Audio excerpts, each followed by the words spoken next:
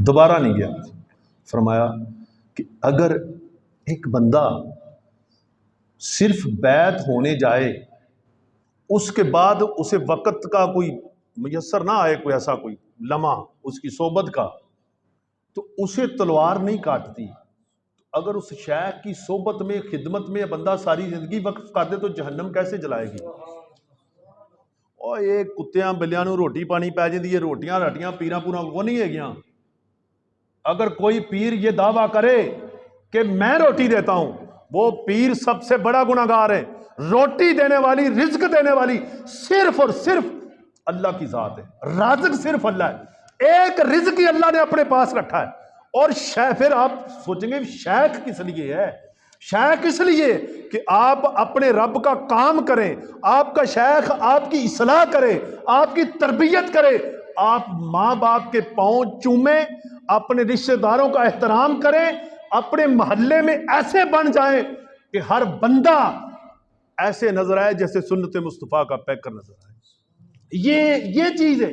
یہ چیز کوئی دیکھ ہی نہیں رہا. تو جناب آپ نے وہ تلوار پھینکی اور جا کے حضرت خواجہ امیر کلال کی خوب صحبت میں چلے گئے. جا کے کہا کہ میں بیعت ہونے آیا ہوں. بیعت ہو گئی. بیعت ہونے کے بعد نا آپ کا یہ کلال نا فارسی زبان میں برتن بنانے والے کو کہتے ہیں، فارسی زبان میں. تو آپ کو امیر کلال اس لیے، کلال کے برتنوں کا کام تھا. یہ برتنوں میں آویاں ہوتے ہیں نا، آویاں کہتے ہیں نا پنجابی چ، پتہ نہیں کیڑی زبان دا لفظ ہے لیکن آپ پنجابی چ بھی آوی کہنے ہیں، ٹھیک ہے. لیکن یہ نہیں پتا بھی یہ فارسی دا پاویں لفظ ہوئے جڑی زبان دا مرضی ہوئے. خیر آپ کی ذمہ داری ڈیوٹی لگا دی گئی بھی آپ نے یہ جو آویاں نا برتن جن میں پکتے تھے ان کی آگ جلانی ہے. ٹھیک ہے. آج کوئی بچہ ہمارا قرآن پاک پڑھنے جائے نا، بچہ یا بچی، تو استاد ڈانٹ دے، ٹھیک ہے. وہ ماں آتی ہے جسے غسل کے فرض بھی نہیں آتے، وہ ایک حافظ قرآن کی اٹ نال اٹ کھڑکا دیں دی. وہ باپ آتا ہے جسے شاید نماز جنازہ نہ آتا ہو اور وہ حافظ قرآن کو اوندی. اس کا مطلب ہے کہ ہمیں نہ پیروں سے کچھ سیکھنے کو ملا، یا اگر پیروں نے سکھایا تو ہم نے سیکھا نہیں. تو اگر سیکھا ہے تو ہمیں یہ کیوں چیز یہ میسر کیوں نہیں؟ پھر قرآن کی تعظیم کیوں نہیں؟ اگر قرآن کی تعظیم کرتے ہو، قرآن کے ساتھ لگنے والا کپڑے کی تعظیم بھی کرتے ہو، اور جس کے سینے میں قرآن ہے اس کی تعظیم کیوں نہیں کرتے؟ یہ بھی دین کے اندر ایک بہت بڑی ایک ہماری خرابی ہے کہ دین کو پیچھے لے جانے کے لیے یہ بہت بڑا فتنہ ہے. ہمیں اپنی شہرت، اپنی عزت عزیز ہے لیکن قرآن کی عزت، ٹھیک ہے. تو حضرت خواجہ امیر کلال برتنوں پہ آویوں میں آگ لگانے کی ذمہ داری تھی. یہ دیکھیں تپش کیسی ہے. وہ مولوی شبیر ناتھ پڑھتا ہوتا ہے کہ اگ ساڑے ککھ تے کانے تے عشق ساڑے تن میرا. عشق دا تاب ودھیرا ہے نا، ٹھیک ہے. یہ وہ آگ تھی. مولا مشکل کشا حضرت سیدنا علی رضی اللہ تعالیٰ عنہ ذات پاک تو کسی نے ایک شعر لیا ہے کہ عشق احمد کی شراب میں کچھ ایسی مستی ہے. عشق احمد کی شراب میں کچھ ایسی مستی ہے، دو بوند مل جائے تو پھر بھی سستی ہے. جان دے کر، یعنی جان دے کر 2 بوند مل جائے تو سستی ہے. ہم سے تو جان مانگی کسی نے نہیں. ہمیں تو صرف ابھی تک ایک یہ کچی کلاس کا سبق ہے کہ مسلمانوں حضور دی سنت عمل کرو، نماز پڑھیا کرو. یہ پہلی کلاس کا سبق ہے. ہماری مسجد میں ایسے لوگ ہونے چاہیے کہ جناب جس کو دیکھیں اسے کم سے کم کچھ 4-5 بڑی بڑی صورتیں حفظ ہونی چاہیے. جس سے آپ پوچھیں اس کو آپ نماز تو پڑھنا تو کتے رہ گی، نماز بما ترجمہ یاد ہونی چاہیے. یہ چیز آپ کے اندر جب اجاگر ہوگی، خدا کی قسم آپ معلم اور خطیب یا استاد کا احترام کریں گے. جو قوم استادوں کی بے ادبی کرنے لگے ان سے رب علم چھین لیتا ہے، ٹھیک ہے. علم اٹھا لیتا ہے، پھر علم کیسے حاصل کریں گے؟ ٹھیک ہے. تو جناب جب باری تھی آج رشید نے آگ جلانی، کل عمران نے جلانی، شفاقت نے جلانی، قاری صاحب نے جلانی، فلاں نے. تو حضرت بہاؤالدین نقشبند رحمۃ اللہ علیہ کی باری تھی، تو درویش کسی نے انہوں نے جان کے نا مذاق دے طور پہ کہہ دیا کہ جناب آج نا انہیں ہم اطلاع نہیں دیں گے، صبح مرشد کلاس لگائیں گے، ذرا شگلہ ہو جائے گا. مثلا کہ طبیعت کو یہ بھی نہیں کہ ڈسارڈ ہو کے بیٹھے رہے، وہ تھوڑی جی طبیعت فریش ہو جائے. ٹھیک ہے، ایسا چیز ہم ادب کے ساتھ عرض کر رہے ہیں. تو آپ کو اطلاع نہ ملی تو آگ بھی نہ جلائی، آوی میں آگ نہ جلائی، تو صبح فجر کا وقت ہو گیا. جب فجر کا وقت ہو گیا تو آپ کو نا ویسے ایک روحانی طور پہ نا ایک جیسے ایک سوچ میں ایک لہر آئی، کال آئی ایک، کہ آپ کی ذمہ داری تھی تو آپ نے آگ نہیں جلائی. وہیں پہ بیٹھے ہم نماز پڑھ کے نا اس طرح دوڑ دیا جی نا مجھ تھلے کٹا پیا جناب، وہ لی جانا ساری انہیں تے پیچھے کوئی چیز نہیں بچنی. یعنی اور بھائی اور تہاڈی کسے بڑے شیخ نال گل ہوندی بھی ہوئے، تہاڈا دل کرے گا لمبی کال کراں یا تسی کٹو گے یا شیخ کٹے گا؟ تسی کٹو گے، شیخ کٹے گا نا. تے تہاڈی کال جدوں رب نال ملی ہوئے تے توڑ کے انج بھج دیو، جناب دوجی دعا واسطے بھی نہیں اسی بہندے بھئی یار توڑو. اور بھئی یہ چیزیں یہ بھی تزکیے کے اندر شامل ہے. خیر آپ نے اسی جگہ پہ بیٹھے مراقبہ فرمایا. ایک ہوتا ہے مجاہدہ، ایک ہوتا ہے مراقبہ، اس کے بعد آ جاتا ہے مشاہدہ. مجاہدے کا مطلب ہے کہ سٹرگل یعنی کہ جستجو کرنا، اور مراقبے کا مطلب ہے کہ کسی چیز کو اپنے تصور کے اندر لے کر آنا، اپنی سوچ کے اندر بسانا. تو جب سوچ کے اندر بس جائے مجاہدہ اور مراقبہ تو پھر بندہ مشاہدے کے مقام پہ پہنچ جاتا ہے. اسی کے متعلق اقبال نے لکھا کہ دل کے آئینے میں ہو تصویر یار، ذرا گردن جھکائی تو دیکھ لی. پھر ایسے نہیں دیکھنا پڑتا، پھر ایسے دیکھنا پڑتا ہے. حضرت امام جعفر صادق رحمت اللہ علیہ آپ کی درسگاہ میں حضرت با جدیدہ بستامی 2 سال پڑھتے رہے.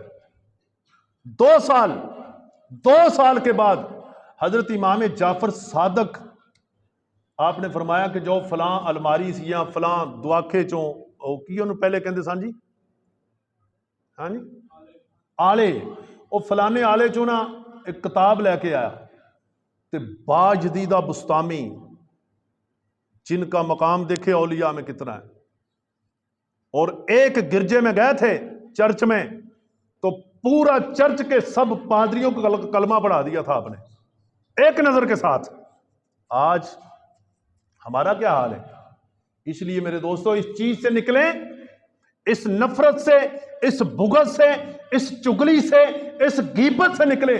اللہ کی قسم، اللہ کے درمیان، اللہ اور آپ کے درمیان سب سے بڑی دیوار ہماری انا اور یہ چگلی غیبت ہے.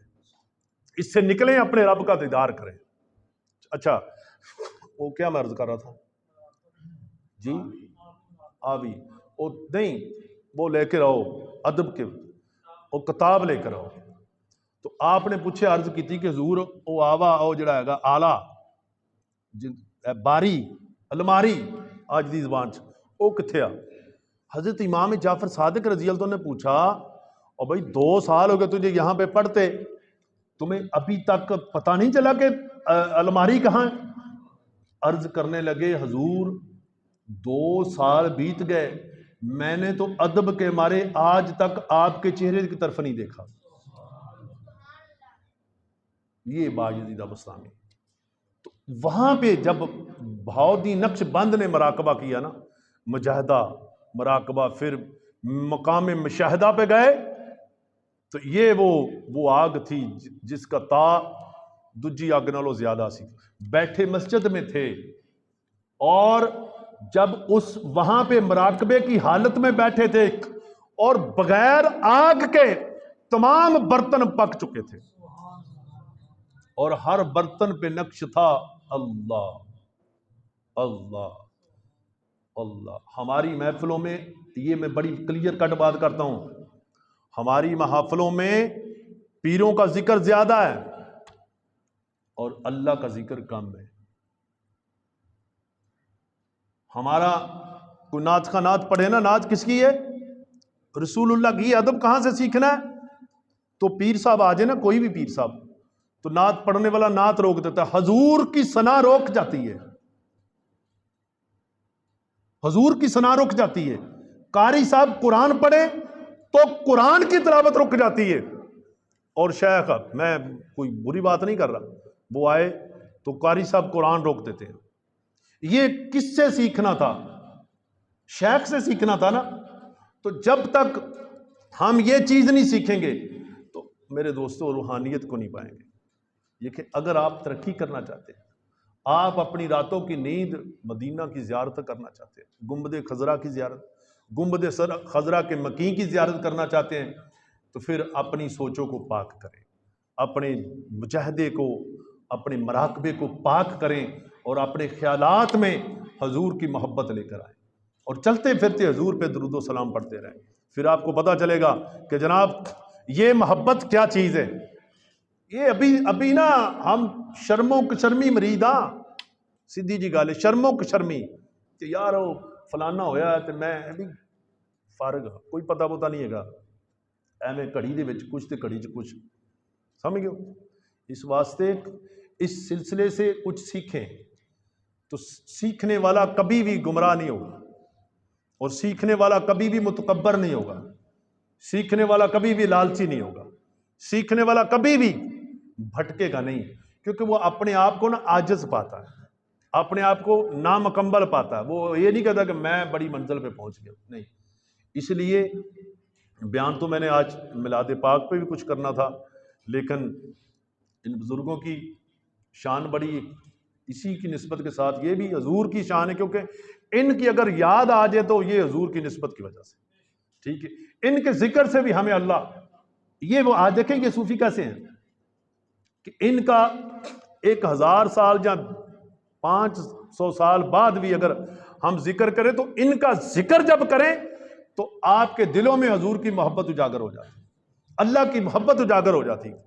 تو جب ان کا آج 500 600 1000 سال بعد ذکر کرے کوئی تو اللہ کی یاد، اللہ کے رسول کی محبت اجاگر ہو جاتی ہے، تو جو ان کی صحبت میں جاتا ہوگا اس کی عظمت کیا ہوگی۔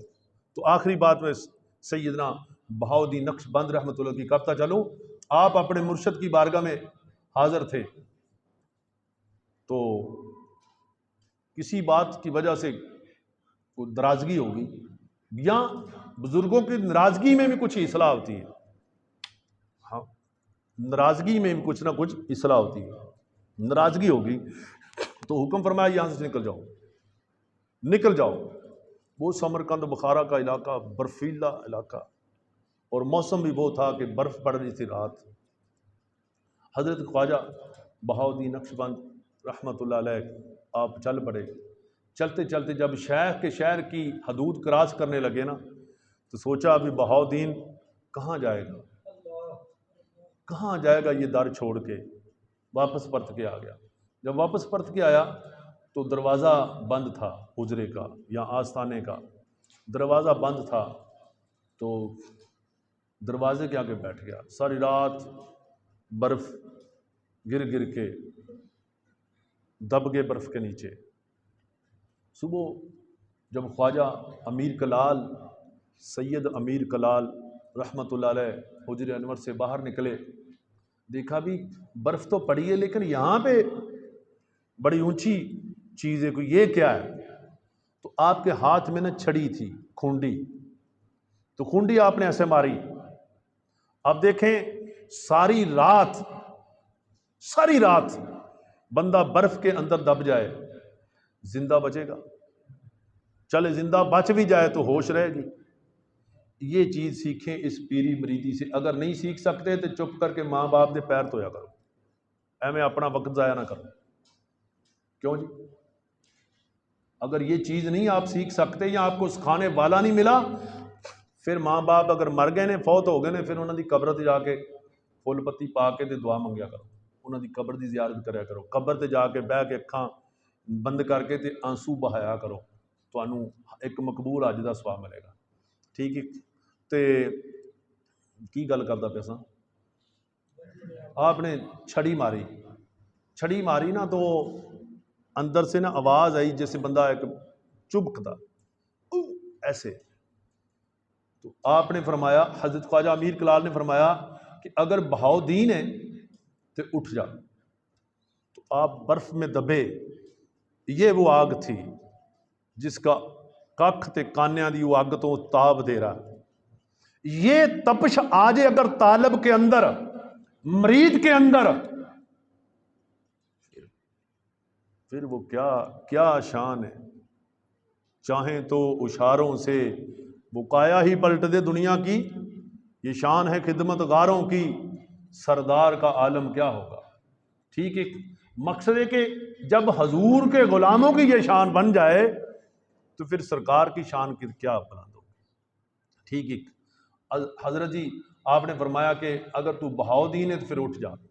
تو آپ اٹھ کے کھڑے ہو گئے برف دے وچوں. آپ سب اندازہ لگائیں, بچے پڑھے لکھے بھی ہیں دیہاتوں میں, آپ سب دوست باشعور بھی بیٹھے ہیں, ساری رات بندہ برف کے اندر دبے, زندہ بچے گا؟ نہیں بچے گا. وہ کون سی چیز ہے اللہ کے بعد اسے وہ تڑف ہے, وہ آگ ہے, اگر وہ میسر آ جائے, اگر وہ مل جائے طالب کو, مرید کو, طالب مرید طلب کرنے والا,